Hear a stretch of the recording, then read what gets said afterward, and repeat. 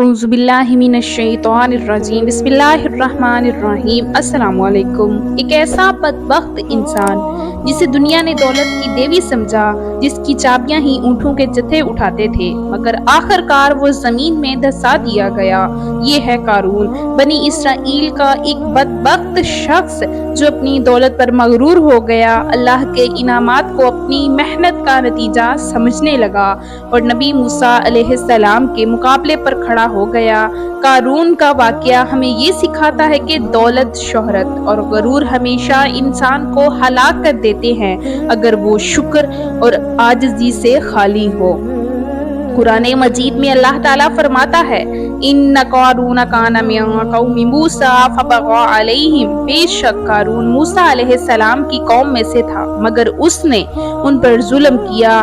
قارون حضرت موسیٰ علیہ السلام کے قبیلے بنی اسرائیل سے تھا۔ ابتدا میں وہ نیک، صالح اور عالم شخص تھا، یہاں تک کہ لوگ اسے منور الکتاب کہتے تھے، مگر جب اللہ نے اسے بے پناہ مال دیا، سونا چاندی، جواہرات، خزانے، اونٹوں کے قافلے اور نوکروں کی فوج، تو وہ بدل گیا۔ قرآن کہتا ہے ہم نے اسے اتنے خزانے دیے کہ ان کی چابیاں طاقتور آدمیوں کا ایک گروہ بھی مشکل سے اٹھاتا۔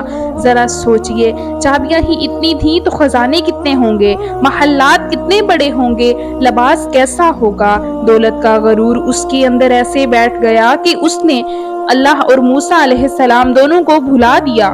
لوگوں نے اسے نصیحت کی، اے قارون فخر نہ کر، اللہ تکبر کرنے والوں کو پسند نہیں کرتا، مگر قارون نے کہا یہ سب کچھ مجھے میرے اپنے علم کی بدولت ملا ہے، یعنی وہ کہہ رہا تھا کہ یہ میری محنت، میرا دماغ، میری کوشش کا نتیجہ ہے، گویا اللہ کا کوئی کرم نہیں۔ یہی وہ جملہ تھا جس نے اسے ہلاک کر دیا۔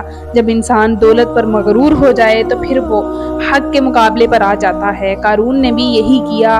حضرت موسیٰ علیہ السلام اللہ کے نبی تھے، قوم کو نیکی کی دعوت دے رہے تھے، مگر قارون کو برداشت نہ ہوا۔ اس نے جھوٹا الزام لگایا، نبی پر بہتان باندھا اور لوگوں کے سامنے موسیٰ علیہ السلام کی توہین کی، مگر اللہ کو منظور کچھ اور تھا۔ موسیٰ علیہ السلام نے اللہ کے حضور فریاد کی، اے رب اس شخص کو وہ سزا دے جس سے دنیا عبرت پکڑے۔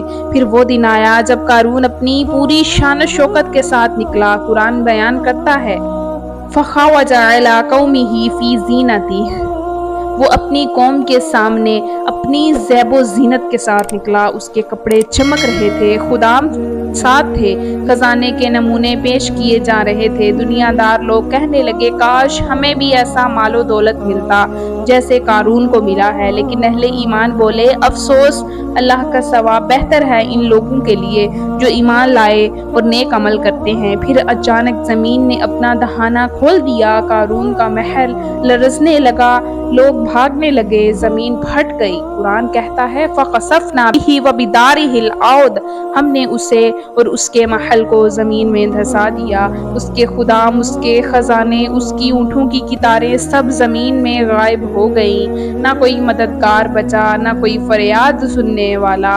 اور اس وقت وہی لوگ جو کل تک اس پر رشک کرتے تھے پکار اٹھے افسوس، یقیناً رزق اللہ ہی دیتا ہے، جسے چاہے وسیع کرے اور جسے چاہے تنگ۔ قارون کا انجام آج بھی ہمیں یہی پیغام دیتا ہے کہ غرور، تکبر اور دولت پر فخر ہمیشہ انسان کو برباد کرتا ہے۔ دنیا کی دولت فانی ہے، جس پر کل تم فخر کرتے ہو، کل وہ تمہاری قبر پر مٹی بن کر بکھر جائے گی۔ قارون زمین میں دھسا دیا گیا، نہ اس کی سونا چاندی بچی، نہ اس کی سلطنت، بس ایک مثال رہ گئی جو قیامت تک سنائی جاتی رہے گی۔ آج اگر کوئی شخص دولت پا کر اپنے رب کو بھول جائے، زکوٰۃ نہ دے، نبی صلی اللہ علیہ وسلم کی سنتوں کو چھوڑ دے، غریبوں کو حق نہ دے، تو یاد رکھے وہ بھی قارون کے راستے پر ہے۔ نبی پاک صلی اللہ علیہ وسلم نے فرمایا جو شخص تکبر کرتا ہے اللہ تعالیٰ اسے نیچے کر دیتا ہے، اور فرمایا آدمی کے دل میں ایمان اور تکبر ایک ساتھ جمع نہیں ہو سکتے۔ اللہ ہمیں عاجزی، شکر اور قناعت کی دولت عطا فرمائے۔